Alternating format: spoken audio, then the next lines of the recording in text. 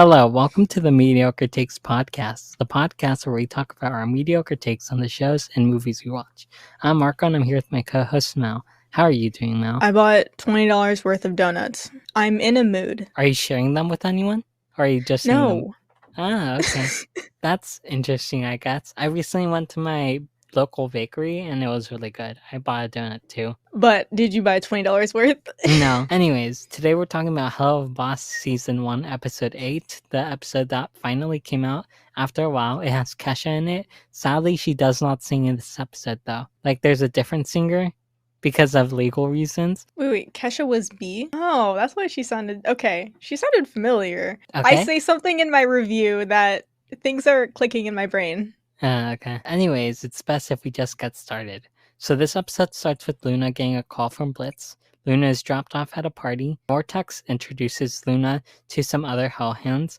Luna sees some other Hellhounds talk and tries to join their conversation. They call her Lunatic Luna. The Hellhounds remind her that she was an embarrassment at the last party she showed up to. Luna calls the Hellhound a bitch. Suddenly Luna and Vortex hear a woman's voice and they head towards the voice. Then the woman starts singing a song called Cotton Candy. Luna looks uncomfortable. The woman finishes singing and talks to Vortex. We find out that the woman is Belle as in Beelzebub. We also learn that Beelzebub is Vortex's girlfriend. Luna says she's going to leave. Vortex tries to convince her to stay. Luna calls Blitz and Luna is crying.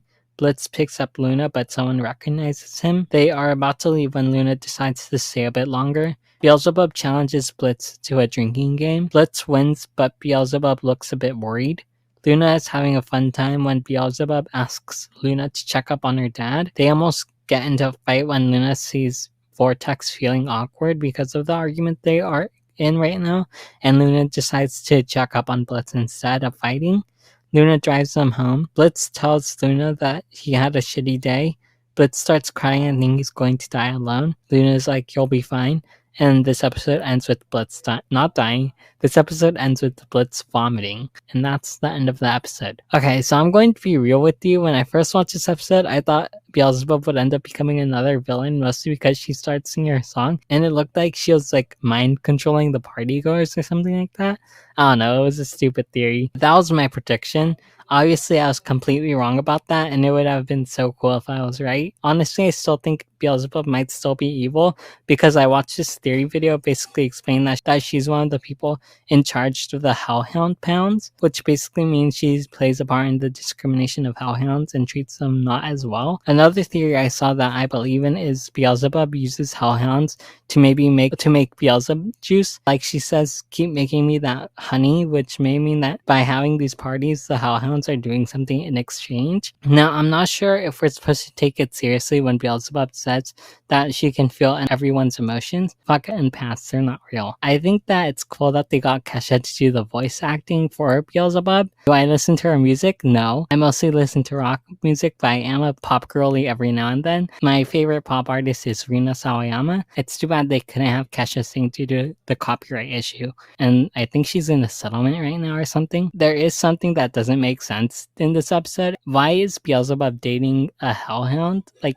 when we know it's very taboo to be dating someone lower in your class in this world. Like when Blitz and Solus are dating, or quote-unquote dating, Osmidius makes fun of them and talks about how risky that move was. Like, I get there might be a double standard or something like that, but I wish it was just explained and developed more. The mean girl poodle sounded like Jessie from Becky Prim. Very much lumpy space princess vibes, especially when she said, "It brings me joy." I giggled IRL. I think I really like the super exaggerated stereotypical Cali girl accent. Also, projectile vomiting is actually one of the least embarrassing things someone can do at a party. One time I went I know to what a you're gonna party. bring up.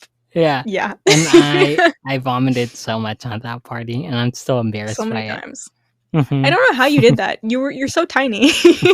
And I still feel bad for one of our mutual friends because they hosted that party. Anyways, Mel can keep talking about whatever she was talking about. She had to delete her Airbnb account because of the negative review she got.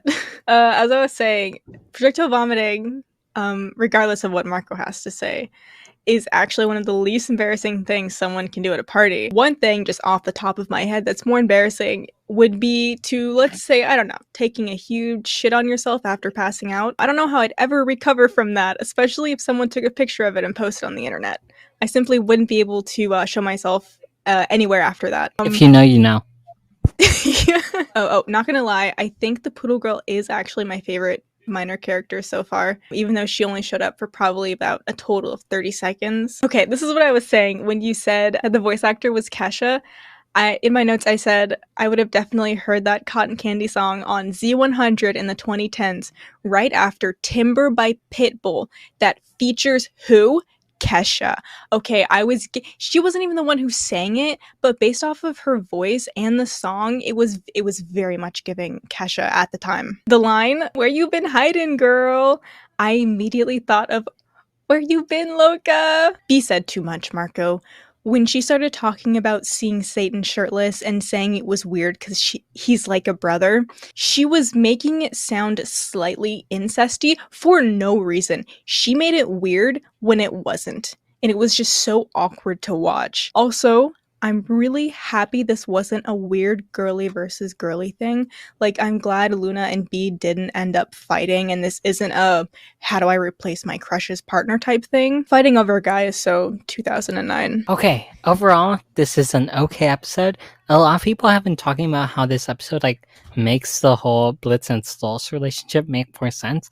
And honestly, I kind of get it, but at the same time, I do not get it.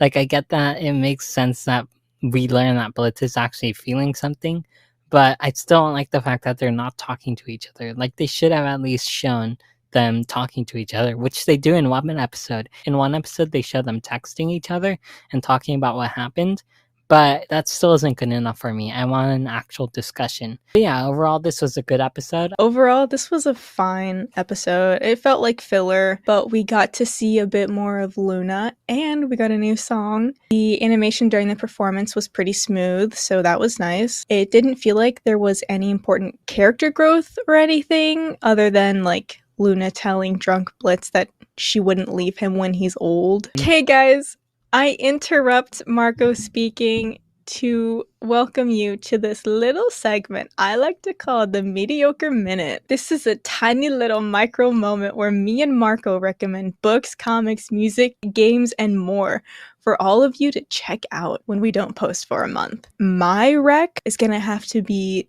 a cute little video game called A Little to the Left. This is a very simple but occasionally frustrating puzzle game. All the finished puzzles are so aesthetically beautiful to look at, just to see how every part fits together so perfectly. I think I started and finished this game in one sitting.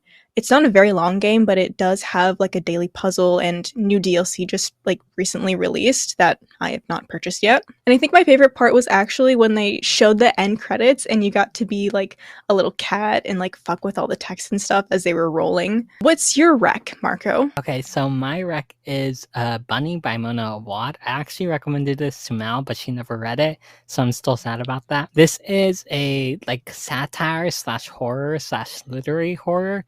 It's a satire of dark academia, and if you don't know what dark academia is, it's basically dark settings and school settings. But yeah, it's a satire of dark academia. I do not like horror, however, I do like literary horror for some reason.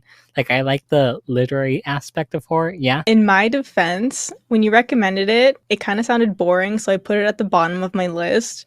But the way you just explained it now sounds more interesting. Basically, it's about this girl who is very judgmental of these other group of girls called the Bunnies. The Bunnies start introducing the girl to her group, and it's about them experimenting on bunnies and making them alive, and also killing people, and the magical realism that happens after she joins the group. It's very interesting.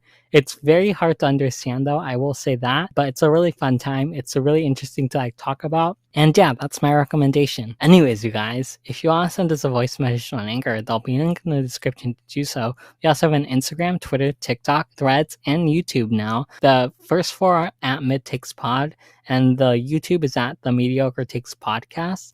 We are planning on uploading a YouTube video that isn't just our like regular podcast episode where we discuss what we got from an artist alley. So be on the lookout for that when it comes out. And I think that's everything. So goodbye.